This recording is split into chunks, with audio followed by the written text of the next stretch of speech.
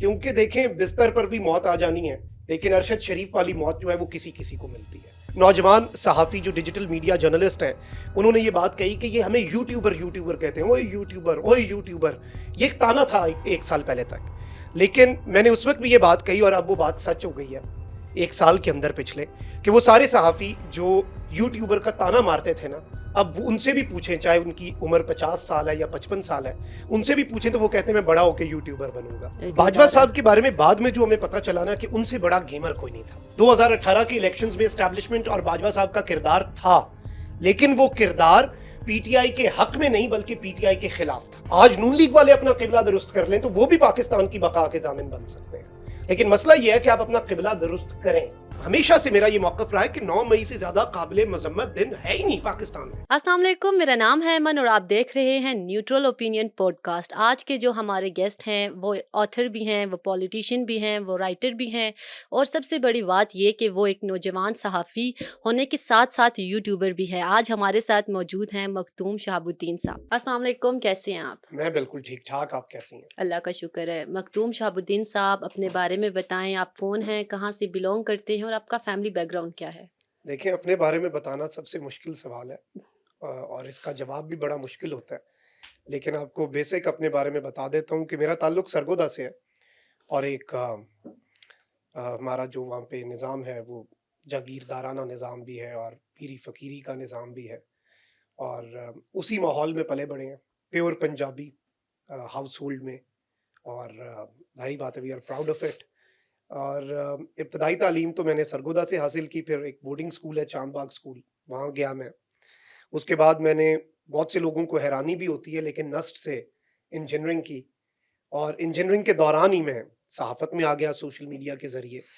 تو اس کے بعد مجھے لگا، ویسے پاکستان میں ضرورت نہیں ہوتی صحافت کے لیے کسی ڈگری کی، لیکن مجھے لگا کہ یہ اس پروفیشن کے ساتھ جسے لے کے میں اتنا پیشنیٹ ہوں یہ زیادتی ہوگی، تو پھر میں نے یورپ سے ماسٹرز کیا میڈیا میں، جرنلزم میں، اور اس کے بعد جب میں پاکستان واپس آیا، ایک تو یہاں پر صحافت جو دیکھی، اور پھر ریجیم چینج آپریشن کا دور چل رہا تھا، تو بس پھر پاکستان آنے کے بعد سکون نہیں آیا، بس بھاگ دوڑی چلتی رہی، پکڑن پکڑائی چلتی رہی، کبھی وہ ہمارے پیچھے کبھی ہم ان کے پیچھے، اور یہی سب کچھ تھا۔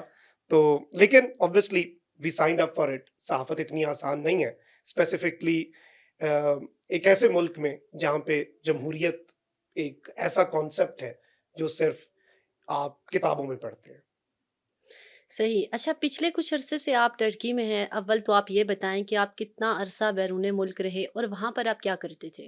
دیکھیں، میں ٹرکی میں بھی تھا، اس سے پہلے میں لنڈن میں بھی تھا، اور مجھے موقع مل گیا، ظاہری بات ہے جو 9 مئی تھا اس کے بعد بہت سے لوگوں پہ عطاب آیا، خیر صحافیوں پر بنتا تو نہیں تھا، ہم نے تو رپورٹنگ کی اور سچ دکھایا، لیکن میں سمجھتا ہوں کہ اس سب کے اندر جو حالات تھے ان میں مجھے جانا پڑا، اور اپنی مرضی سے آپ باہر جائیں تو وہ بڑا آسان ہوتا ہے جانا، اور اچھا بھی لگتا ہے آپ کو، لیکن جب آپ اس طرح سے زبردستی بھیجے گئے ہوں یا آپ کی مجبوری بن گئی ہو، آپ پہ زمین اتنی تنگ کر دی گئی ہو کہ آپ ایک جگہ پر سروائیو نہ کر سکیں، تو پھر بڑا مشکل ہوتا ہے۔ کیونکہ میں آپ کو بتاؤں کہ میں اپنے زمانہ طالب علمی میں بھی، جب میں یورپ میں پڑھ رہا تھا، ان لائک ادرز میں ہر 3 مہینے بعد پاکستان آ جاتا تھا، تو 3 مہینے بعد نارملی کوئی اسٹوڈنٹ واپس نہیں آتا، لیکن مجھ سے رہا نہیں جاتا، تو میں، ایک تو مجھے موقع مل گیا پھرنے کا، 4-5 ملکوں میں رہنے کا، کیونکہ کام تو یوٹیوب کا آپ کو پتہ ہے کہ ریموٹ ہوتا ہے، لیکن میں تقریباً 10-11 مہینے باہر رہا ہوں، بڑا مشکل تھا، اور اینڈ پہ میں جب واپس بھی آیا تو میں یہ نیت کر کے آیا کہ یہ جو میں باہر رہ رہا ہوں اس سے بہتر تو یہی ہے مجھے پکڑ لیں، 5-10 دن جو رکھنا ہے انہوں نے رکھ لیں، یہ ان کی مہربانی کہ انہوں نے نہیں رکھا۔ خیر، باہر جانے پہ انہوں نے میرے دوبارہ پابندی لگا دی ہے، مجھے ای سی ایل میں ڈال دیا، لیکن اسے بھی میں بڑا پازیٹیو آدمی ہوں، تو ای سی ایل میں جو ڈالا ہے اسے میں اس طرح سے لیتا ہوں جیسے آپ کے گھر کوئی مہمان آئے اور آپ اسے کہتے ہیں آپ آئے اپنی مرضی سے، جائیں گے ہماری مرضی سے، تو یہ تو ان کا پیار ہے کہ انہوں نے کہا کہ اب آپ کو ہم جانے نہیں دیں گے۔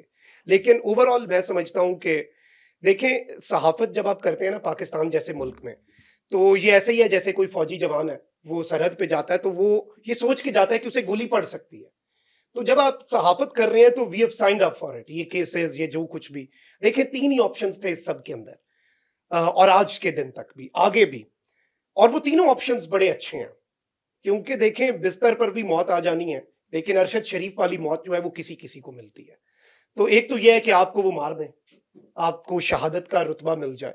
دوسرا یہ ہے کہ وہ آپ کو پابند سلاسل کر دیں، یعنی آپ کو اپنے خدا سے ملنے کا موقع مل جائے گا، سیلف ریفلیکشن کا موقع مل جائے گا. اور تیسرا جو میری قسمت میں تھا آپشن، تیسرا وہی آپشن تھا کہ آپ کو ہجرت کا موقع مل جائے. تو ہجرت میری نصیب میں لکھی تھی. اور بھی کچھ لکھا ہوا تو ہم تو تیار بیٹھے ہیں، we have signed up for it. لیکن obviously یہ راستہ اتنا آسان نہیں ہے، لیکن میں ہمیشہ کہتا ہوں کہ اللہ ہمیں استقامت دے، اور جو ہمیں صحیح لگتا ہے، ہو سکتا ہے ہم صحیح ہوں یا غلط ہوں، لیکن جو ہمیں صحیح لگتا ہے اس ملک کے لیے ہم وہ کرتے رہیں. صحافت میں آپ کب آئے؟ کیا آپ کا کوئی استاد ہے؟ صحافت میں ایز سچ استاد تو کوئی نہیں ہے کنونشنل، اگر آپ پوچھیں کہ کسی سے میں نے صحافت پڑھی ہو. اور صحافت میں میرا بڑا حادثاتی آپ کہہ سکتے ہیں کہ میرا جو اس میں انٹری تھی وہ بڑی حادثاتی تھی، کیونکہ میں نسٹ میں انجینئرنگ پڑھ رہا تھا اور اے پی ایس کا ثانیہ ہوا، تو میں نے ایک ویڈیو بنا کے سوشل میڈیا پہ لگائی، تو وہ وائرل ہو گئی. اس کے بعد I used to make videos on social media, اور مجھے نہیں لگتا تھا کہ میں کبھی صحافت میں آؤں گا. پھر اچانک مجھے ایک دن، اور میرے لیے بھی ان ایکسپیکٹڈ تھا، ایک آفر آئی روز نیوز سے. تو میں نے وہاں پر ایک programme during my student days شروع کیا. وہ پسند آیا لوگوں کو. اس کے بعد میں ہم نیوز پہ چلا گیا، وہاں پر میں نے 2 سال کام کیا. اسی دوران میری ڈگری بھی مکمل ہو گئی، پھر میں باہر چلا گیا. اور اوور آل میرا ہمیشہ سے جو اصل کام ہے وہ ڈیجیٹل میڈیا ہی رہا ہے، کیونکہ میں اس کی اہمیت کو شاید باقیوں سے کچھ پہلے سمجھ گیا، اس کا ادراک ہو گیا مجھے. تو ڈیجیٹل میڈیا ہی میری اصل پہچان ہے. میں مین اسٹریم میڈیا پر بھی کام کیا، بول پر بھی کام کیا، دیگر جگہوں پر بھی، آئندہ بھی شاید کروں، لیکن اصل کام میرا جو اصل اس وقت صحافت ہے وہ صرف اور صرف آپ کی ڈیجیٹل میڈیا پہ ہے، سوشل میڈیا پہ ہے. آلدو اس کے یہ پسند نہیں ہے بہت سے لوگوں کو، اور وہ طاقتور بھی ہیں، لیکن میں سمجھتا ہوں کہ صحافت میں میری یہ جرنی بڑی اچھی رہی. لوگوں نے بہت پیار دیا، لوگ سنتے ہیں. اور میں ہمیشہ یہ بات کرتا ہوں، ابھی بھی جو لوگ ہمیں سن رہے ہیں نا، ان کے لیے بھی، کہ دنیا میں جو سب سے قیمتی چیز ہے جو آپ کسی کو دے سکتے ہیں وہ وقت ہے. آج کل وقت بڑا قیمتی ہے لوگوں کا، تو لوگ اگر اپنا وقت نکال کے ہمیں سن رہے ہیں تو ہماری بھی ذمہ داری ہے کہ ہم انہیں کچھ ایسا سنائیں جو اس قابل ہو کہ وہ سنا جا سکے. یوٹیوب پر آپ کے آلموسٹ 18 لاکھ سبسکرائبرز ہیں. آپ کو ہم صحافی سمجھیں یا یوٹیوبر؟ دیکھیں بالکل یہ ایک بڑا اچھا سوال ہے. ویسے تو ایک دفعہ ہم پریس کلب میں بیٹھے تھے، عمران ریاض بھی وہاں پر تھے، اور کچھ نوجوان صحافی جو ڈیجیٹل میڈیا جرنلسٹ ہیں، انہوں نے یہ بات کہی کہ یہ ہمیں یوٹیوبر کہتے ہیں، اوئے یوٹیوبر، اوئے یوٹیوبر. یہ ایک تانا تھا 1 سال پہلے تک. لیکن میں نے اس وقت بھی یہ بات کہی، اور اب وہ بات سچ ہو گئی ہے 1 سال کے اندر پچھلے، کہ وہ سارے صحافی جو یوٹیوبر کا تانا مارتے تھے نا، اب ان سے بھی پوچھیں، چاہے ان کی عمر 50 سال ہے یا 55 سال ہے، ان سے بھی پوچھیں تو وہ کہتے ہیں میں بڑا ہو کے یوٹیوبر بنوں گا، کیونکہ وہ بھی یہی کام کر رہے ہیں. لیکن آپ جس طرح سے ایک سنگر ہے، وہ اپنا جو گانا ہے وہ یوٹیوب پہ اگر اپلوڈ کرتا ہے تو آپ اسے سنگر ہی کہتے ہیں. ایک ایکٹر ہے، وہ اپنی اس کا یا کوئی ڈرامہ جو ہے وہ، یا اپنی کوئی اسکٹ جو ہے وہ یوٹیوب پہ اپلوڈ کرتا ہے تو وہ ایکٹر ہی رہتا ہے.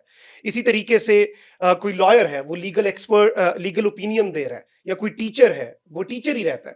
تو اس طریقے سے یوٹیوب ایک پلیٹ فارم ہے، اس پہ ہم صحافت کرتے ہیں. لیکن اگر یوٹیوبر کو یہ گالی بنانا چاہتے ہیں یا ایک تانا بنانا چاہتے ہیں تو پھر I am a proud YouTuber. But obviously I am a journalist, اور میں نے اپنے جرنلزم کے لیے جو پلیٹ فارم چنا ہے وہ یوٹیوب ہے. صحیح. آپ کے نزدیک ایک صحافی میں اور ایک سوشل ایکٹیوسٹ میں کیا فرق ہے؟ دیکھیں، پاکستان کے اندر دیر از اے ویری تھن لائن، اور میں ہمیشہ یہ بات کرتا ہوں، بہت سے لوگ مجھے کہتے ہیں کہ صحافی کو نیوٹرل ہونا چاہیے، صحافی کو ان بائسڈ ہونا چاہیے. تو اگر تو صحافت کی یہ ڈیفینیشن ہے، یہ ویسے ڈیفینیشن تب ہوتی ہے جب آئیڈیل کیس سینیریو. یہ نہیں کہ آپ یورپ سے صحافت کی ڈیفینیشن اٹھا کے پاکستان جیسے ٹوٹلٹیرین رجیم کے اندر لگا دیں، یا ہائیبرڈ رجیم، یا پھر کمپلیٹلی آمرانہ طرز حکومت والے ملک کے اندر آپ یورپ کے آئیڈیل معاشرے والا نظام لے آئیں، پھر ہمیں وہ معاشرہ دے دیں، پھر ہم پہ صحافت کی وہ ڈیفینیشن لگائیے گا. ان دس سینیریو آئی تھنک اگر تو آپ صحافی کو ان بائسڈ کہتے ہیں تو میں صحافی نہیں ہوں. میں اپنے آپ کو عوام کا وکیل سمجھتا ہوں. جو ان کے ساتھ زیادتی کرے گا، جو ایک وکیل کرتا ہے اپنے کلائنٹ کے ساتھ ہونے والی زیادتی پہ، میں وہ کروں گا. میں مخالف پارٹی کے بخیے ادھیڑوں گا، اور اس میں مجھے کوئی شرم نہیں ہے. اگر صحافت کی ڈیفینیشن ان بائسڈ ہونا ہے تو میں ان بائسڈ نہیں رہ سکتا. اور ویسے بھی لوگ یہ کہتے ہیں کہ آپ صحافی ہیں، آپ سب کا موقف بتا دیں، تو وہ ایک مجھے ان کا نام نہیں یاد آ رہا، گورا ہے کوئی، اس نے یہ بڑی اہم بات کہی تھی صحافی. اس نے کہا تھا کہ اگر ایک پارٹی کہتی ہے کہ باہر دن ہے، دوسری پارٹی کہتی ہے باہر رات ہے، صحافی کا یہ کام نہیں ہے کہ وہ یہ کہے کہ فلانا کہہ رہا ہے دن ہے، فلانا کہہ رہا ہے رات ہے، اوکے جی اللہ حافظ. صحافی کا کام ہے نکلے باہر اور دکھائے دن ہے یا رات ہے. ہم دکھا سکتے ہیں نا. تو میں سمجھتا ہوں کہ صحافت میرے نزدیک ایک بڑا مقدس پیشہ ہے, کیونکہ جو بولنے کا کام ہے یہ, اسے آپ انبیاء کی میراث بھی کہہ لیں, اور اس میں آپ نے چیزوں کو پروپیگیٹ کرنا ہوتا ہے, اور یہ ایک ذمہ داری بھی ہوتی ہے, اور ہمیں to the best of our abilities, obviously میں نے شروع میں یہ کہہ دیا, ہو سکتا ہے میرا نظریہ غلط ہو لیکن میری نیت ٹھیک ہے, اور مجھے ماضی میں اگر میں غلط تھا تو میں اس کا اعتراف بھی کرتا ہوں, کیونکہ منافقت بھی نہیں ہونی چاہیے, لیکن آپ کی لائلٹیز کسی پولیٹیکل پارٹی, کسی ادارے یا کسی شخص یا کسی فرد کے بجائے ملک کے ساتھ ہونی چاہیے, اور اس ملک کی عوام کے ساتھ, کیونکہ اصل ریاست اس ملک کی عوام ہے, کوئی ادارہ نہیں ہے. جیسا کہ آپ نے کہا کہ آپ اپنے آپ کو ایک صحافی سمجھتے ہیں, بہت سے لوگ یہ سمجھتے بھی ہیں اور بہت سے لوگ یہ کہتے بھی ہیں کہ آپ ایک صحافی کم اور پی ٹی آئی کے اسپوکن پرسن زیادہ ہیں. اس بارے میں آپ کیا کہیں گے؟ دیکھیں, ہم، جو لوگ مجھے پہلے سے جانتے ہیں, مجھ پر پی ٹی آئی کا ایکٹیوسٹ یا اسپوکس پرسن ہونے سے پہلے ایک الزام لگتا تھا, اور وہ الزام یہ تھا کہ ہم آئی ایس پی آر کی پے رول پہ کام کرتے ہیں, اور ہمارے پیچھے ادارے ہیں وہ ہمیں لائن دیتے ہیں اور ہم وہ سب کچھ بول دیتے ہیں. تو وقت آنے پہ اگر وہ داغ ہم نے دھو دیے, تو جب پی ٹی آئی غلط کرے گی انشاءاللہ یہ داغ سب سے پہلے میں دھو دوں گا. اور جہاں تک اداروں کا سوال ہے, لوگ اس دور میں یہ بات کرتے تھے کہ آئی ایس پی آر سے آپ نے یہ لے لیا وہ لے لیا. میں تو آج کے دن تک یہ آن دا ریکڈ کہتا ہوں کہ میں نے آئی ایس پی آر سے جو کچھ لیا ہے اس میں ایک کیلنڈر, ایک مگ اور ایک ٹوپی, انہوں نے ٹوپی نہیں کرائی, ایک ٹوپی جو ہے وہ شامل ہے, تو اس سے زیادہ وہ جو ایک obviously آپ ایک سوونیر کے طور پر دیتے ہیں. اور اسی طریقے سے پی ٹی آئی سے بھی میں نے کوئی مفاد نہ لیا ہے, نہ میرا لینے کا ارادہ ہے, بلکہ میں ہمیشہ یہ سمجھتا ہوں کہ صحافت جو ہے اس کے ڈائنامکس اب بہت زیادہ تبدیل ہو گئے ہیں. صحافی ڈیجیٹل میڈیا کی وجہ سے امپاورڈ ہو گیا ہے, صحافی کو کسی چیز کی ضرورت نہیں رہی, اور نہ ہی وہ ضروریات پوری کر سکتے ہیں, نہ ہی وہ اس قابل ہیں. تو اس سب کے اندر آئی تھنک کہ یہ جو اس وقت سینیریو ہے, اس کے اندر پی ٹی آئی کا اگر ہم پہ ٹیگ ہے, جو کہ لوگ لگاتے ہیں, ہو سکتا ہے وہ ٹھیک لگا رہے ہوں, لیکن یہ ٹیگ ایک ہم پہ اسٹیبلشمنٹ کے پرو ہونے کا بھی تھا. وہ اگر داغ ہم نے دھو دیا تو انشاءاللہ پی ٹی آئی کو غلط کرنے دیں, یہ میری گارنٹی ہے کہ یہ داغ سب سے پہلے میں دھوں گا, اس کے بعد کوئی اور دھوئے گا.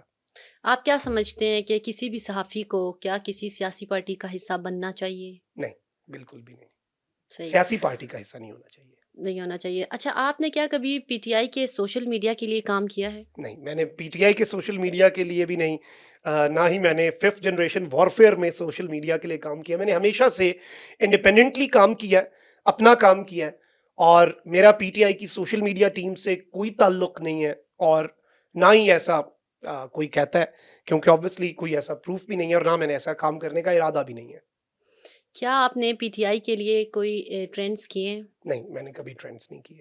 میں تو ہیش ٹیگ ہی نہیں استعمال کرتا, اسی لیے کہ کل کو کوئی یہ نہ کہے کہ ہم پی ٹی آئی کے لیے ٹرینڈ چلا رہے ہیں. میں بہت کم ہیش ٹیگز استعمال کرتا ہوں. اچھا, 2018 میں عمران خان صاحب کی حکومت بنتی ہے, آپ نے پی ٹی آئی کا ساتھ دیا اور پھر اپوزیشنس کے خلاف آپ بہت بولے, اس بارے میں آپ کیا کہنا چاہیں گے؟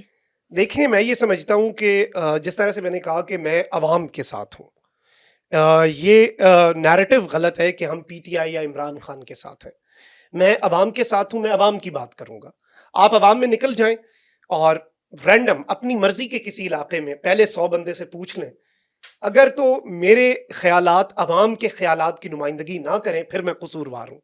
اور پی ٹی آئی کو سپورٹ اس طرح سے نہیں. دیکھیں, آج بھی یہ گورنمنٹ اگر کچھ صحیح کرے گی تو ہم اس پہ بات کریں گے کہ انہوں نے صحیح کیا, لیکن چیزیں جس طرف کو جا رہی ہیں, اور obviously یہ جو اب حکومت بن چکی ہے یہ کچھ اچھا بھی کرے گی تو اس کی بنیاد غلط ہے, کیونکہ اس عوام کی توہین ہوئی ہے اس عوام کے مینڈیٹ کی چوری کے ذریعے. تو میں سمجھتا ہوں کہ یہ بیچارے کچھ اچھا بھی کریں گے تو وہ بیچ میں گند کی جو ملاوٹ ہو چکی ہے وہ اچھا بھی ہائی لائٹ نہیں ہو سکے گا.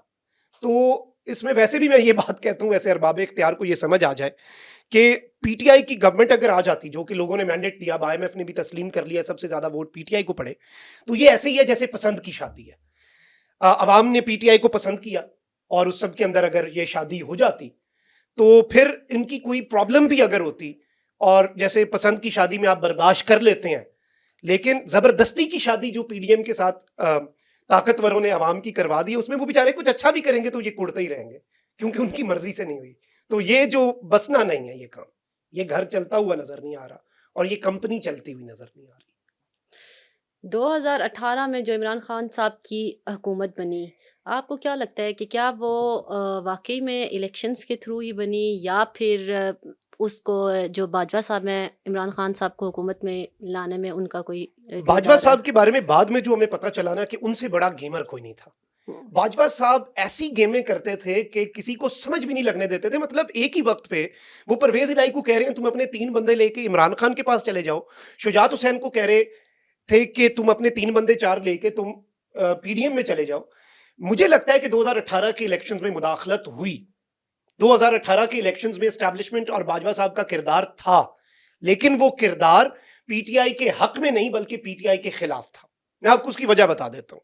بیسیکلی مقتدرہ کو, طاقتور جو ہیں, انہیں صرف وہ حکومت سوٹ کرتی ہے جو ہنگ ہو, جو کبھی بھی گرائی جا سکے, کبھی بھی بنائی جا سکے. جیسے ابھی شہباز شریف کی حکومت ہے, 1 منٹ میں گر جائے, ایک ایکویشن میں سے آپ ایم کیو ایم ہی مائنس کر دیں. تو آئی تھنک کہ پی ٹی آئی کو کمپلیٹ مینڈیٹ نہیں دیا گیا, آلدو اپوزیشن نے یہ بیانیہ بنایا کہ پی ٹی آئی کو حکومت دی گئی ہے. مجھے یہ لگتا ہے کہ اس وقت پہ بھی پولیٹیکل انجینئرنگ کی گئی, اور وہ پی ٹی آئی یا شہباز شریف یا نواز شریف نہیں, وہ اسٹیبلشمنٹ کا ایک سرٹن مائنڈ سیٹ ہے کہ اپنے نیچے لگا کے رکھنا ہے. تو اس ٹائم پہ بھی ایک ہنگ پارلیمنٹ تھی, آج بھی ایک ہنگ پارلیمنٹ ہے تاکہ حکومت ان کی رہے. تو یہ ایک ریالٹی ہے. تو آپ کو یہ لگتا ہے کہ عمران خان صاحب کو جو 2018 میں وزیر اعظم بنایا گیا وہ اسٹیبلشمنٹ کے تھرو بنایا گیا, نہیں, اور 2022 میں جو ان کو ہٹایا گیا اقتدار سے, تو کیا وہ بھی اسٹیبلشمنٹ کے تھرو ہی ہٹایا گیا؟ 2018 کا تو روز روشن کی طرح یہاں ہے, لیکن 2022 کا میں بتا رہا ہوں. 2018 میں میرا نقطہ یہ ہے کہ عوام نے عمران خان کو مینڈیٹ دیا, عوام نے عمران خان کو وزیر اعظم چنا, لیکن اسٹیبلشمنٹ نے عمران خان کا مینڈیٹ کم کیا. اتنا کم نہیں کیا کہ وہ حکومت نہ بنا سکیں, لیکن اتنا کم کیا کہ وہ کنٹرول میں رہیں. اب وہ آگے عمران خان تھا جو کنٹرول نہیں ہوتا. اب شہباز شریف صاحب ہیں, اتنے پسند ہیں کیونکہ ان سے زیادہ فرما برداری کوئی کر ہی نہیں سکتا, ہیومنلی پاسبل ہی نہیں ہے. یعنی جہاں پہ انسان کی حد ختم ہوتی ہے فرما برداری کی, شہباز شریف صاحب اس حد سے تھوڑا سا آگے ہیں. وہ اپنی ہیومن کیپیسٹیز سے آگے جا چکے ہیں فرما برداری میں, اور اتنی فرما برداری تو آئی تھنک سسٹم کو شہباز شریف ہی سوٹ کرتا ہے. ایون نواز شریف صاحب وہ بھی نہیں سوٹ کرتے کیونکہ وہ کبھی کبھی آنکھیں دکھا جاتے ہیں. صحیح. تو آپ کا کہنے کا مطلب یہ ہے کہ عمران خان صاحب کے زیادہ مقبول ہونے کی وجہ اینٹی اسٹیبلشمنٹ ہونا ہے؟ دیکھیں, آج سے 4 سال پہلے جو اینٹی اسٹیبلشمنٹ ہوتا تھا وہ اپنی مقبولیت کھو دیتا تھا. میں عمران خان صاحب سے زمان پارک میں ملا. خان صاحب زخمی تھے, ان کی ٹانگ جو ہے وہ آگے ایک اسٹول پہ پڑی ہوتی تھی, وہ آپ کو شاید منظر یاد ہو, بہت سے لوگ ملتے تھے, and it was around New Year. تو میں نے خان صاحب سے کہا, خان صاحب یہ کیا چل رہا ہے, مطلب حالات اتنے خراب ہو گئے, ایک بندے پہ قاتلانہ حملہ تک ہو چکا ہے, مطلب آپ اس کا لیکن بلیف سسٹم دیکھیں. اور اس ایک بات سے میں اتفاق کرتا ہوں, خان صاحب نے وہ ایک کتاب ہے چارلس ڈکنس کی, ٹیل آف ٹو سٹیز, اسے کوٹ کیا کہ it was the best of times, it was the worst of times, it was the age of darkness, it was the age of light.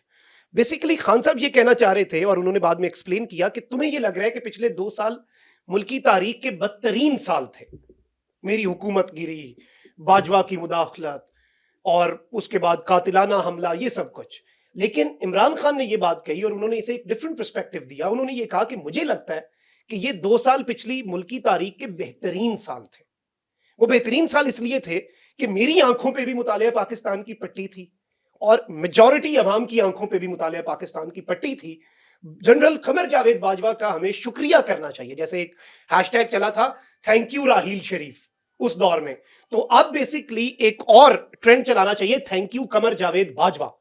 Bajwa صاحب کا پوری قوم کو شکریہ ادا کرنا چاہیے کہ ہم سب ضدی تھے, ہم سب حقیقت نہیں دیکھنا چاہتے تھے, ہم سب اپنی احمقوں کی جنت میں, we wanted to live in a fools paradise, ہم اپنی آنکھوں پہ مطالعہ پاکستان کی پٹیاں لگائے ہوئے ضد میں بیٹھے تھے, اور باجوہ صاحب نے بڑی محنت کر کے وہ کھرچ دی اور کہا کہ look at the real face, this is the real face. تو I think we should thank general Qamar Javed Bajwa, انہوں نے ہماری آنکھیں کھولی. اور یہی خان صاحب کا کانسیپٹ بھی تھا کہ اب ہمیں سمجھ لگ گئی ہے, ہم بھی نادان تھے, ہم بھی غلط تھے بہت سی جگہوں پر. اور obviously میں ہمیشہ یہ بات کرتا ہوں کہ پرو اسٹیبلشمنٹ میں بھی ایکسٹریم نہیں ہونی چاہیے, لیکن اینٹی اسٹیبلشمنٹ میں بھی آپ کو ایکسٹریم نہیں جانا چاہیے. جیسے منظور پشتین صاحب ہیں, وہ کہتے ہیں کہ یہ جو دہشت گردی ہے اس کے پیچھے وردی ہے. میں اس لائن سے اتفاق نہیں کرتا. آپ پوری فوج کو غلط نہیں کہہ سکتے, 6 لاکھ کی فوج ہے. اسی طریقے سے اگر کوئی کہتا ہے کہ 6 لاکھ فرشتے ہیں تو شاید وہ بھی غلط ہو. آپ کو ریشنلی سوچنا پڑتا ہے, کنسٹرکٹیو کرٹیسزم کریں, ملک کو مضبوط کرنے کی کوشش کریں, اداروں کو مضبوط کرنے کی کوشش کریں, تو آئی ڈونٹ تھنک کہ کوئی ایشو ہوگا. اچھا، پی ٹی آئی نے ایسا کون سے ایسے خاص کام کیے ہیں جس کی وجہ سے آپ ان کو فیور دیتے ہیں، اور آپ کو کیا لگتا ہے کہ کون سے ایسے کام ہیں جن کی وجہ سے جو عوام ہے ان کو بھی ابھی پی ٹی آئی کا ساتھ دینا چاہیے؟ مطلب ایسے کون سے انہوں نے پروگریسو کام کیے ہیں دیکھیں, ملک میں میں؟ ایز اے جرنلسٹ یہ تو نہیں کہہ سکتا کہ عوام کو پی ٹی آئی کا ساتھ دینا چاہیے. وہ خود بہترین جج ہیں اور وہ خود بہترین فیصلہ عوام کر سکتی ہے. اور وہ دور چلا گیا جب ہمارے تجزیہ کار ٹی وی پہ بیٹھ کے کہتے تھے عوام معصوم ہے, سادہ, انہیں سمجھ نہیں آتی. میں آپ کو یہ بتا دوں کہ ابھی بھی جو ہمیں لوگ دیکھ رہے ہیں وہ آپ سے اور مجھ سے زیادہ پولیٹیکلی اویئر ہیں, اور وہ نیچے کامنٹ کر کے بتا دیں گے کہ یہاں پہ آپ بات گھما گئے اور یہاں پہ آپ بات کر گئے. وہ سب سمجھتے ہیں. عوام کو یہ جو پرانے ہمارے بابے صافی بیٹھے ہیں ٹی ویوں پہ, وہ بڑا عرصہ یہ کہہ کے ہی انہوں نے بیکار کر دیا. جیسے ایک بچے کو کہتے ہیں تم تو ہو ہی نالائق, تم تو, وہ سمجھنا شروع ہو جاتا ہے کہ میں نالائق ہوں. تو ان لوگوں نے عوام کو یہ کہہ کے کہ آپ نادان ہیں اور تسی بھولی عوام ہے, ادھر پتہ ہی کچھ نہیں ہے, سیاست کا کیا پتہ, عوام کو سب پتہ ہے. تو میں یہ نہیں کہوں گا کہ آپ پی ٹی آئی کو سپورٹ کریں, میں فیکٹس آپ کے سامنے رکھ دوں گا اور میں اپنی اوپینین جو ہے وہ آپ پہ امپوز نہیں کروں گا. تو میں سمجھتا ہوں کہ پی ٹی آئی کے پروجیکٹس اچھے, یہ کوئی پی ٹی آئی کا ترجمان بتائے تو زیادہ اچھا لگے. اب میں کیا بتاؤں, اچھے پروجیکٹس ان کے, اچھے کام ہوں گے, اچھے برے کام بھی ہیں, برے کام بھی ہیں. عثمان بزدار والا بڑا برا کام تھا. چلیں اسی توسط سے اچھے کام نہیں, میں برے کام بتا دیتا ہوں. عثمان بزدار والا کام بہت برا تھا, اور بہت سی کچھ سکینڈلز آئے تھے, جس طرح سے رنگ روڈ کا سکینڈل ہے, جس طرح سے عثمان بزدار صاحب نے پنجاب چلایا, وہ غلط تھا. تو چلیں میں نے آپ کو پی ٹی آئی کی بری باتیں بتا دیں, اچھی باتیں آپ ان کے ترجمانوں سے پوچھیں. صحیح. اس کے علاوہ آپ کیا سمجھتے ہیں کہ پی ٹی آئی کے علاوہ اور کون سی ایسی سیاسی جماعت ہے جو ہمارے ملک کے حالات کو بہتری کی طرف لے کے جا سکتی ہے؟ دیکھیں, بہتری کی طرف تو سبھی لے کے جا سکتے ہیں, بس نیت کی بات ہے. لیکن اگر آپ سیاسی جماعت کا پوچھیں گے تو پی ٹی آئی سے بھی زیادہ جمہوریت ریسنٹلی مجھے نظر آئی جماعت اسلامی میں. تو جو جمہوریت ہم نے دیکھی اور جس طرح سے اس کے اندر کم از کم ڈیموکریسی آپ کو ایک پارٹی کے اندر نظر آتی ہے, پی ٹی آئی کے اندر بھی میں نے یہ بات کہی. اچھا, میں آپ کو یہ بھی بتا دوں, جو لوگ کہتے ہیں کہ ہم پی ٹی آئی کے کوئی ترجمان ہیں, جب عمران خان صاحب نے چیئرمین بنانا تھا پارٹی کا, بیرسٹر گوہر کو بعد میں بنا دیا, اس ٹائم پہ یہ خبر چلی اور احتجاج بھی ہوئے, بشرا بی بی اور علیمہ خان دونوں بننا چاہ رہی تھیں, یا جو بھی تھا, یا ان کے گروپس چاہ رہے تھے. تو میں نے اس وقت بھی بات کی کہ اگر خان صاحب نے ان میں سے کسی کو بنا دیا تو ہم خلاف آواز اٹھائیں گے, تک نہیں بنتی. تو خان صاحب نے اچھا کیا, اور پھر ہم نے اس بات کی تعریف کی کہ نہیں جی دیکھیں, خان صاحب بنا سکتے تھے, وہ یہ دلیل دے سکتے تھے کہ یہ بڑا کروشل ٹائم ہے, میں کسی اور پہ ٹرسٹ نہیں کر سکتا. لیکن یہی دلیل نواز شریف صاحب بھی تو دے سکتے ہیں نا پھر, کہ اتنا کروشل ٹائم تھا, میں اپنے بھائی کو بنا دیا, بیٹی کو, میں اور کسی پہ ٹرسٹ نہیں کر سکتا. تو جہاں پر پی ٹی آئی اگر کوئی دوہرا معیار دکھانے کی کوشش بھی کرے گی تو ہم اس پہ بات کریں گے. لیکن میں سمجھتا ہوں کہ کوئی political party as a whole ہم یہ کہہ دیں کہ وہ سیویئر ہے, وہ کوئی بھی نہیں ہے. آج نون لیگ والے اپنا قبلہ درست کر لیں تو وہ بھی پاکستان کی بقا کے ضامن بن سکتے ہیں. لیکن مسئلہ یہ ہے کہ آپ اپنا قبلہ درست کریں, ورنہ حل کوئی نہیں ہے. شہباز شریف صاحب ایک دفعہ پھر سے ملک کے وزیر اعظم بن گیا. آپ کیا دیکھتے ہیں کہ ان کی حکومت کب تک چلے گی, یا کیا اس کا مستقبل ہے؟ جب تک سسٹم کو منظور ہوا, پاکستان میں کچھ بھی بدلتے ہوئے دیر نہیں لگتی. Pakistan is a land of endless possibilities. آپ یہ دیکھیں, مجھے بہت سے لوگوں نے کہا کہ عمران خان صاحب نے recently chief of the army staff کا نام لے کے ان پر کافی بھاری بھرکم ایکوزیشنز لگا دیے. وہی لوگوں نے کہا اب تو پی ٹی آئی ختم. میں نے کہا دیکھیں, میں نے اس پہ جب تجزیہ کیا, میں نے کہا چلیں let's just analyse it in a very rational way. میں نے کہا کہ دیکھیں, اس سے پہلے سرونگ چیف کا نام لے کر انہیں ایکیوز کرنے کی مثال ہمیں ریسنٹ ہسٹری میں کہاں پہ ملتی ہے. وہ گجرانوالہ جلسے میں نواز شریف صاحب کے دور, نواز شریف صاحب نے ایک تقریر کی تھی ویڈیو لنک پہ, جس میں انہوں نے کہا تھا جنرل باجوہ تم اس ملک کی تباہی کے ذمہ دار ہو. مثال مل گئی. یعنی یہ نہیں کہ خان صاحب نے کچھ نیا نہیں کیا, اس سے پہلے بھی ہو چکا ہے. اس کے بعد ہم نے کیا دیکھا کہ ان جنرل باجوہ صاحب نے نواز شریف صاحب کی میڈیا پر تقاریر پر پابندی لگوا دی, جو کہ خان صاحب کی بھی لگ گئی. اڈیالہ جیل کے اندر دیواریں کھڑی ہو گئیں, وہ بھی مماثلت آ گئی. شارٹ ٹرم میں نواز شریف صاحب پہ پابندیاں اور سختی آئی, لیکن لانگ ٹرم میں وہی باجوہ صاحب نواز شریف صاحب کو واپس لے آئے. تو Pakistan is a land of endless possibilities. لیکن میں پھر یہ بات کہوں گا, چلیں اسی آپ کی پوڈ کاسٹ کے توسط سے, کہ اگر پی ٹی آئی اسٹیبلشمنٹ کے کندھے پہ سوار ہو کے آتی ہے تو ہم پی ٹی آئی کے خلاف کھڑے ہوں گے. It is not about bringing Imran Khan into power. اصول کی بات ہے, اگر وہی پیمانہ شہباز شریف کے لیے ہے تو وہی پیمانہ عمران خان کے لیے بھی ہوگا. وہی پیمانہ اگر مریم نواز کے لیے ہے تو وہی پیمانہ باقیوں کے لیے بھی ہوگا. آپ بوٹ پالش کر کے बैक डोर चैनल्स इस्तेमाल करके अगर इक़्तिदार में आएंगे, फिर आप में और उनमें फ़र्क नहीं होगा और आपको इस तनकीद के लिए तैयार रहना पड़ेगा। जब 2022 में इमरान खान साहब को इक़्तिदार से हटाया गया तो उस टाइम पर इमरान खान साहब जलसे कर रहे थे, क्या मुल्क डिफ़ॉल्ट की सूरत हाल में था? नहीं, देखिए, मुल्क डिफ़ॉल्ट की सूरत हाल में होता तो आप उसके बाद देखें ना क्या हुआ। इसहाक डार को लाया गया, आप उस वक्त के स्टेटिस्टिक्स देख लें, इकॉनमी के क्या हालात थे। फिर इसहाक डार को जो लाया गया इस दौरे हुकूमत में, नई जो टेन्योर शुरू हुआ है निगरानों के बाद, इसहाक डार को वजीर खजाना क्यों नहीं बनाया गया? ये साबित हो गया, एस्टैब्लिश हो गया कि डार इकोनॉमिक्स बेसिकली डार्क इकोनॉमिक्स था पाकिस्तान के लिए। तो पाकिस्तान को दिवालिया इन्होंने किया है, इनकी पॉलिटिकल इंस्टेबिलिटी ने किया है। अभी सऊदी अरब के हवाले से हम ये बात नहीं कर रहे, सऊदी वली अहद का दौरा मुलतवी हुआ है और नजम सेठी साहब जो कि नवाज शरीफ साहब के यार खास हैं, और बल्कि वो लंदन में इतनी प्यारी कश्ती में वो उनके साथ टहल रहे होते थे। मुझे जलन होती थी कि मैं भी लंदन में हूँ, मियाँ साहब मेरे साथ इस तरह क्यों नहीं कश्ती में सवार होते और मेरे साथ क्यों नहीं फिरते। लेकिन नजम सेठी साहब को वो एजाज़ हासिल रहा। तो नजम सेठी साहब ने कहा कि सऊदी अरब जो है उसके वली अहद इसलिए नहीं आए क्योंकि उन्हें ये पता है कि पाकिस्तान में पॉलिटिकल इंस्टेबिलिटी है। तो अब आप ये देख लें कि इस पॉलिटिकल इंस्टेबिलिटी का जिम्मेदार कौन है। आप इकोनॉमिक स्टेबिलिटी लाना चाहते हैं, पॉलिटिकल स्टेबिलिटी के साथ वो डायरेक्टली प्रोपोर्शनल है। पूरी दुनिया पिट पिट के मर गई, आपको समझ नहीं आ रही। आप हम इन्वेस्टमेंट लाएंगे, हम इकोनॉमी ठीक कर ले, कैसे करेंगे? पॉलिटिकल स्टेबिलिटी इस इक्वेशन में से खान को माइनस करके तो दिखाएं, वो हो ही नहीं रहा माइनस। अच्छा, खान साहब अपने दौरे इक़्तिदार में ज़ोर ज़ोर के नारे लगाते रहे और अपने मुखालिफिन के बारे में बहुत कुछ कहते रहे, लेकिन फिर भी कोई गिरफ्तार नहीं हुआ, ऐसी क्या वजह थी? देखें, बहुत सी चीज़ें हैं उस वक्त। मैं समझता हूँ कि खान साहब के पिछले दौरे हुकूमत में बहुत सी गलतियाँ थीं और उन गलतियों का एतराफ़ वो करते हैं, ये एक अच्छी चीज़ है। आपको माजी की अपनी गलतियों से सीखना चाहिए। एक तो उन्होंने ये कहा कि मुझे आइंदा और उस दौर में भी हम पार्लियामेंट में हुकूमत बनानी नहीं चाहिए थी, री इलेक्शंस की तरफ चले जाना चाहिए था। हर दूसरे दिन ब्लैकमेलिंग, हर दूसरे दिन ब्लैकमेलिंग और ये सब कुछ। तो खान साहब ने उस सब के अंदर ये बात बड़ी वाज़ेह अंदाज में कह दी थी।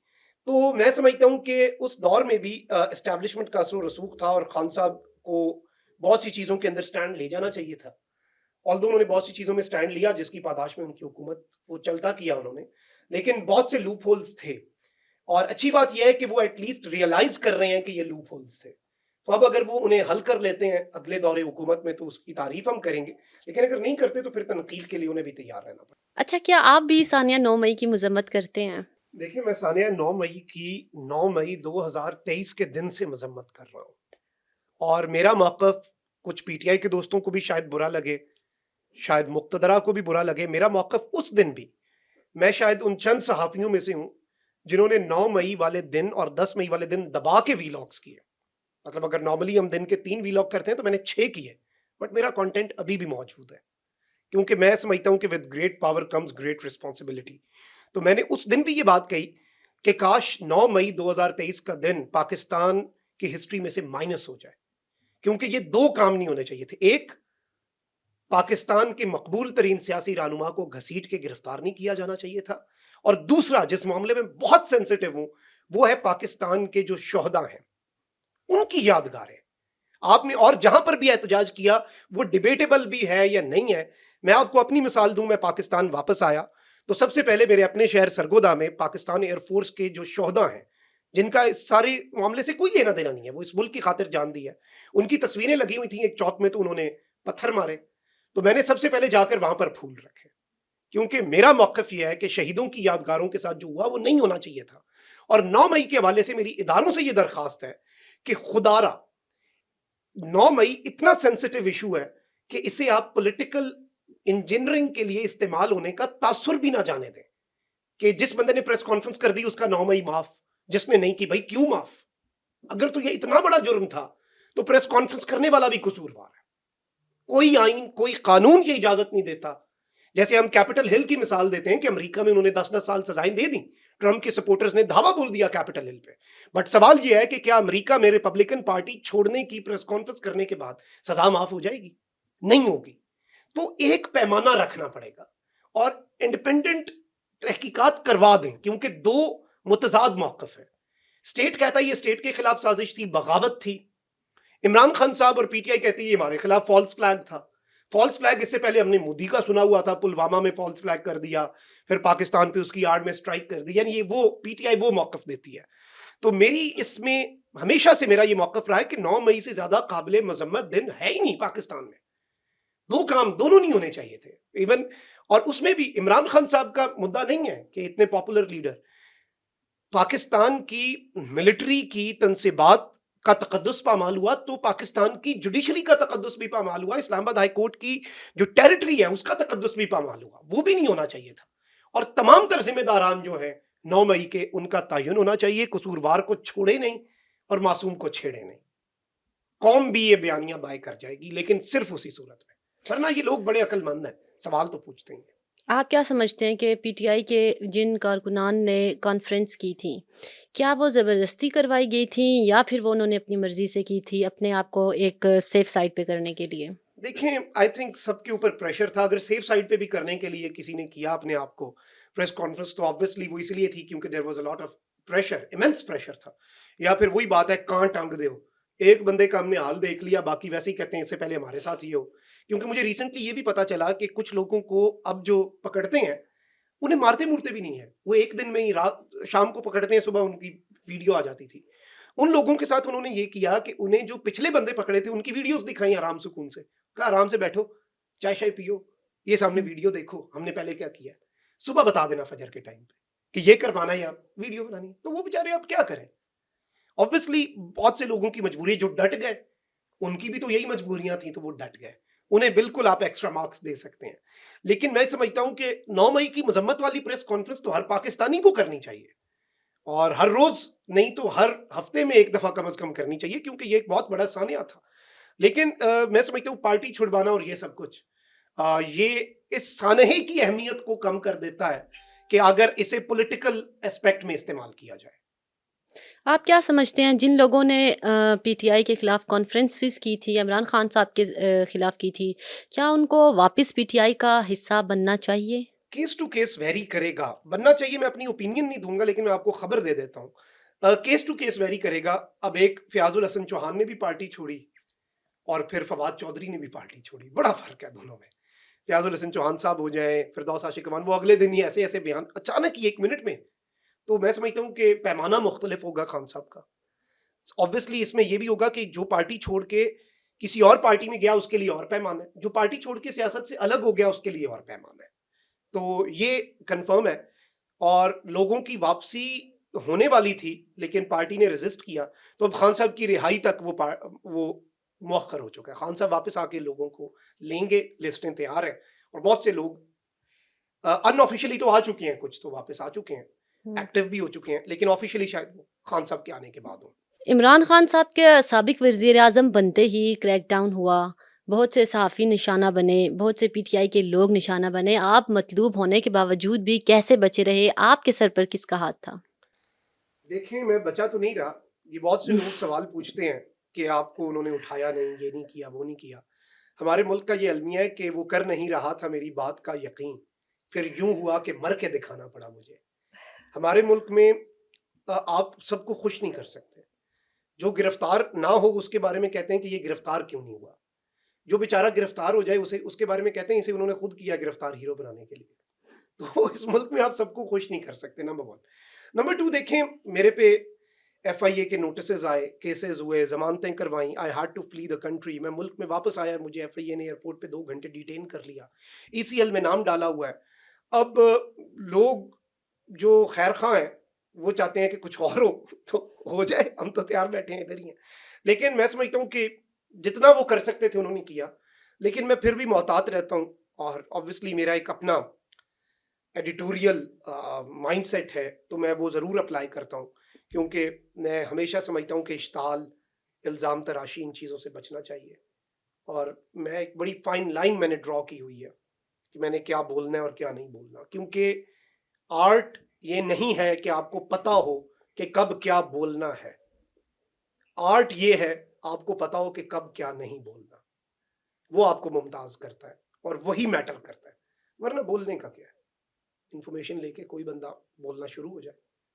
جس طرح سے ایک وکیل کو یہ نہیں ہوتا کہ وہ ہر موقع پہ سارے اپنے پوائنٹس رکھ دے, ہی شوڈ نو کہ کون سا پتا کس موقع پہ پھینکنا ہے. آپ کے پاس سارے کارڈز ہوتے ہیں, آپ ایک ساتھ گیم میں نہیں پھینک سکتے. تو آپ کو پتا ہونا چاہیے, بات کرنے کا طریقہ بھی ہوتا ہے. اور میں سمجھتا ہوں کہ ریڈ لائنز ہونی نہیں چاہیے, لیکن ہمارے ملک میں ہیں.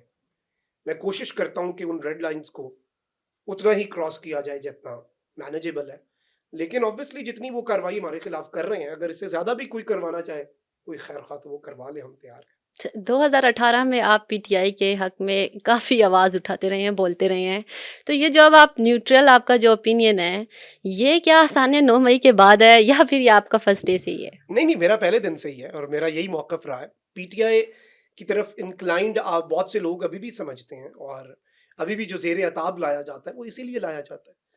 اب اگلے دن سمن واز آسکنگ می کہ آپ نے گھر پہ افطار ہوسٹ کیا تو آپ نے پی ٹی آئی والوں کو بلایا ہوا تھا، تو باقیوں کو آپ کیوں نہیں بلاتے؟ میں نے کہا آپ نون لیگ کی ساری کابینہ کو انوائٹ کریں، انشور کریں وہ میرے گھر آئیں، میں ان کے لیے 10 گنا زیادہ انتظام کروں گا. اب وہ نہ آئے تو اور بات ہے.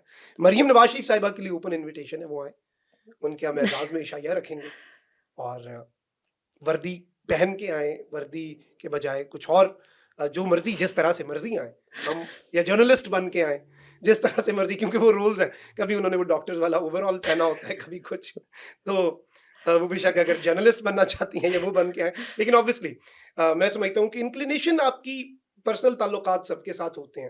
نون لیگ کے بہت سے دوست ہیں. میں آپ کو یہ بھی بتا دوں کہ میرا جو اپنا فرینڈ سرکل ہے جن کے ساتھ میں بڑا کمفرٹیبلی بیٹھتا ہوں، all of them are anti P T I. تو ہمارے ملک میں اس چیز کی کمی ہے، ہم دشمنیاں پرسنل حد تک لے آتے ہیں، وہ نہیں لانی چاہیے. سب کو رائٹ ہے، پی ٹی آئی پر تنقید کا حق بھی ہے، پی ٹی آئی کو سپورٹ کرنے کا حق بھی ہے as a citizen of the country. آپ کا یہ کانسٹیٹیوشن رائٹ دیتا ہے، تو اس رائٹ کو ایکسرسائز کریں سب. اچھا، ان حالات کو مد نظر رکھتے ہوئے آپ کا کیا ارادہ ہے؟ کیا آنے والے کل میں آپ بیرون ملک چلے جائیں گے یا پھر آپ کا پاکستان میں ہی رہنے کا نہیں، میرا ارادہ تو پاکستان میں رہنے کا ارادہ ہے، اور اب تو میرا جانے کا بھی ارادہ نہیں. اب پکڑنا ہے تو پکڑ بھی لیں، میرے سے لمبا عرصہ باہر نہیں رہا جاتا. سیکنڈلی اب تو ان کی ذرا نوازی ہے کہ اب میں چاہ کے بھی باہر نہیں جا سکتا. obviously inshallah we are expecting a relief from Islamabad High Court, although my case is in front of Honorable Chief Justice Islamabad High Court عامر فاروق صاحب. لیکن میں تو اتنا آپٹیمسٹک انسان ہوں کہ میں ان سے بھی انصاف کی توقع کر رہا ہوں کہ وہ مجھے دیں گے. میں نے اچھی بات کی ہے، میں نے ان کے بارے میں. اچھی ہے، بالکل ڈیفینیٹلی. ہاں، تو امید ہے وہ مجھے انصاف دیں گے ای سی ایل والے معاملے میں. لیکن میرا ارادہ باہر جانے کا بالکل بھی نہیں ہے. ویسے میں باہر جاتا رہتا ہوں. مطلب انصاف مل بھی گیا تو پھر بھی آپ کا نہیں، میں باہر جاؤں گا جانے کا لیکن میں ارادہ ہفتے نہیں؟ ڈیڑھ سے زیادہ رہوں گا نہیں. میں سال میں 2-3 دفعہ باہر نہ جاؤں تب بھی مجھے نہیں اچھا لگتا، لیکن وہ اس سے لمبا عرصہ پاکستان سے دور بھی نہیں رہ جاتا.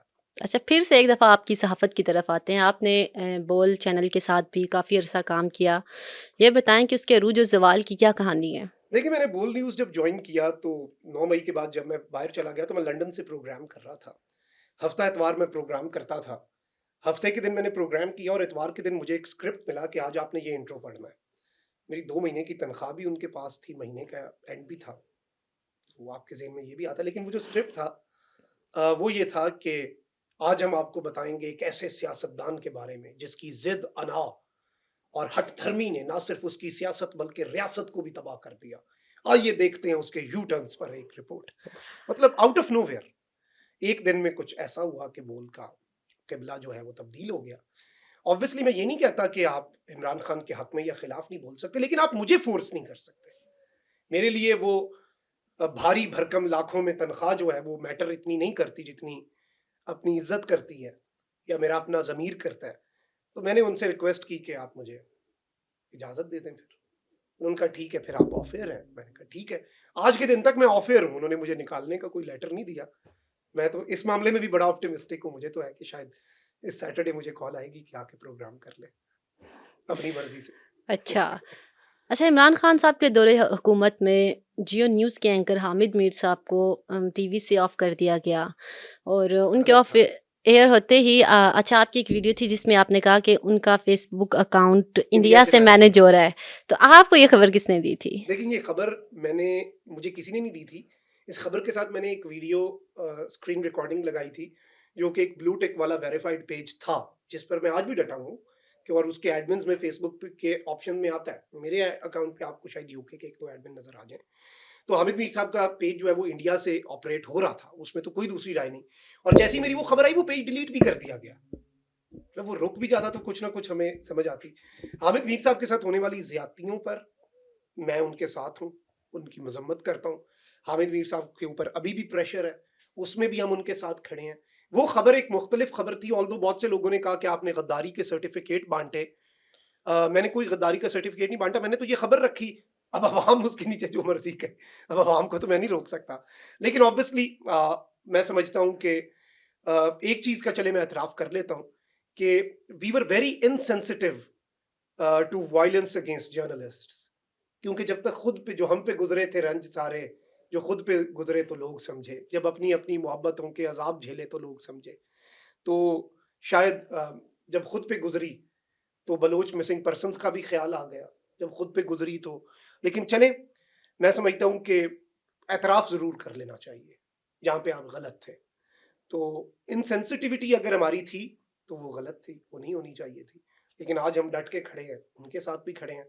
اور میرا تو ہمیشہ سے یہ موقف رہا ہے حامد میر صاحب کے آف ایئر ہونے پہ, میں منظور پشتین کے چند بڑے مخالفین میں سمجھا جاتا تھا, اور ابھی بھی میرا ان کے نظریے سے اختلاف ہے. انہوں نے نعرہ دیا یہ جو دہشت گردی ہے اس کے پیچھے وردی ہے, میں نے نعرہ دیا یہ جو سونی دھرتی ہے اس کے پیچھے وردی ہے. I was the inventor of this slogan fortunately. تو اس کے بعد Asif Ghafoor sahib D G I S P R تھے, انہوں نے ایک پریس کانفرنس میں حامد میر کو یہ کہا, اور ساری قوم نے دیکھا کہ آپ کو منظور پشتین کا انٹرویو نہیں کرنا چاہیے. اس کے ایک دن بعد میں نے جا کے وہ انٹرویو کر لیا. مجھے اس ٹائم پہ ہم نیوز میں بھی بڑا پریشر فیس کرنا پڑا, میں نے آن لائن کیا ڈیجیٹل میڈیا پہ, لیکن میں نے اس انٹرویو کے شروع میں ایک بات کہی, اور میں آج کے دن تک اس پہ ڈٹا ہوں کہ I do not agree with what you say, but I will defend to death your right to say it. آپ کی بات سے مجھے اختلاف ہے اور میں اختلاف کرتا رہوں گا, یہی تو حسن ہے. پورا معاشرہ ایک ہی بات پہ لگ جائے. میں جو بات کر رہا ہوں, ایک اچھی فلم میں بیٹ مین فلم ہٹ ہوتی تب ہے جب جو بیٹ مین کا کردار ادا کر رہا ہو وہ اچھا اداکار ہو یا نہ ہو. جوکر بہترین اداکار ہونا چاہیے, کیونکہ جب ولن جو ہے یا آپ کا جو مخالف ہے جب وہ بہت اچھا ہو تو آپ کو تھوڑا کام کرنا پڑتا ہے. صحیح. The same happened with Imran Khan, انہیں بہت کم کام کرنا پڑا کیونکہ ڈیفینیٹلی مقابلہ بڑا عجیب سا تھا نا, کہ خاندانی سیاست عوام تنگ تھی.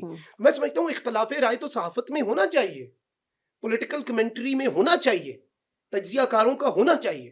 لیکن میں یہ کہہ دوں کہ حامد میر میرے مخالف بات کر رہے ہیں, اس کی زبان بند کر دو. بھائی کیوں کر دو؟ پہلے ہم مل کے لڑیں گے کہ اسے بولنے دو, اور جب اسے بولنے کی اجازت مل گئی پھر ہم دونوں ایک دوسرے کے خلاف پھر بول لیں گے, لیکن پہلے ہم اس حق کے لیے ضرور لڑیں گے. اچھا, صحافت کی بات ہو رہی ہے تو صحافت میں بہت ہی دو امپورٹنٹ پرسنالٹیز ہیں, عمران ریاض صاحب اور دوسرا ارشد شریف صاحب. آپ ان دونوں کے بارے میں کیا آپ کی رائے ہے, کیا کہنا چاہیں گے؟ شریف جو ہیں, عمران ریاض ہمارے بھائی ہیں بڑے اور ہم ان سے سیکھتے بھی ہیں. ارشد شریف تو ایک کلاس اپارٹ. ہم سب اپنے آپ کو پولیٹیکل کمنٹیٹر کہہ سکتے ہیں, ارشد شریف صحافی تھا. صحافت کی جو اصل ڈیفینیشن ہے اس پہ ارشد شریف پورا اترتا تھا. اور میں یہ بات ایک اور آپ کو بتاؤں کہ جب میں نے بول نیوز کا پروگرام شروع کیا اس کے مہینے بعد ارشد شریف شہید ہو گئے. تو جب میں نے وہ پرومو شیئر کیا تو obviously پوری میڈیا انڈسٹری آپ کو مبارکباد دیتی ہے, وہ شیئر کرتی ہے آپ کا ٹویٹ. تو ارشد شریف کا ٹویٹ آج بھی موجود ہے. سب نے اپنے اپنے طریقے سے مبارکباد دی, لیکن ارشد شریف کی مبارکباد بہت منفرد تھی. مجھے اس ٹائم پہ ریئلائز نہیں ہوا, لیکن مجھے بعد میں ریئلائز ہوا, کیونکہ مجھے لگتا ہے کہ ارشد شریف کی وہ جو مبارکباد تھی وہ مبارکباد کم, اور آپ کو, مجھے, پاکستان کے تمام نوجوانوں کو اور صحافیوں کو, ایکٹیوسٹس کو, پولیٹیکل کمنٹیٹرز کو ایک وصیت تھی. فیض احمد فیض کی ایک نظم ہے جس کا عنوان ہے بول کے لب آزاد ہیں تیرے. اب اس نظم کا کوئی بھی حصہ ارشد شریف لکھ سکتا تھا, لیکن اپنی شہادت سے ایک مہینہ قبل میری وہ پوسٹ شیئر کر کے ارشد شریف نے کیا لکھا, اس کا جو حصہ انہوں نے شیئر کیا وہ میرے لیے بڑا امپورٹنٹ ہے. کیونکہ اس لیے میں کہہ رہا ہوں وہ وصیت تھی, کیونکہ وہ حصہ تھا کہ بول یہ تھوڑا وقت بہت ہے, جسم و زباں کی موت سے پہلے. بول کے سچ زندہ ہے اب تک, بول جو کچھ کہنا ہے کہہ دے, بول کے لب آزاد ہیں تیرے. تو ارشد شریف تو ہمیں یہ وصیت کر کے گئے ہیں کہ بول کے سچ زندہ ہے اب تک, بول جو کچھ کہنا ہے کہہ دے, اور یہ تھوڑا وقت بہت ہے. آپ کو لگ رہا ہے آپ کے پاس تھوڑا سا وقت ہے, جسم و زبان کی موت سے پہلے بہت وقت ہے, بول کے تو دیکھیں. تو ارشد شریف تو ہمارا کام آسان کر گیا. ارشد شریف جیسی موت کسے نہیں چاہیے. تھینک یو سو مچ آپ کا ہمیں وقت دینے کے لیے, ہمارے بہت سارے سوالات کے جوابات دینے کے لیے. بہت شکریہ اور بڑا مزہ آیا. Thank you very much and you welcome. Congratulations on conducting it so well. Thank you so much.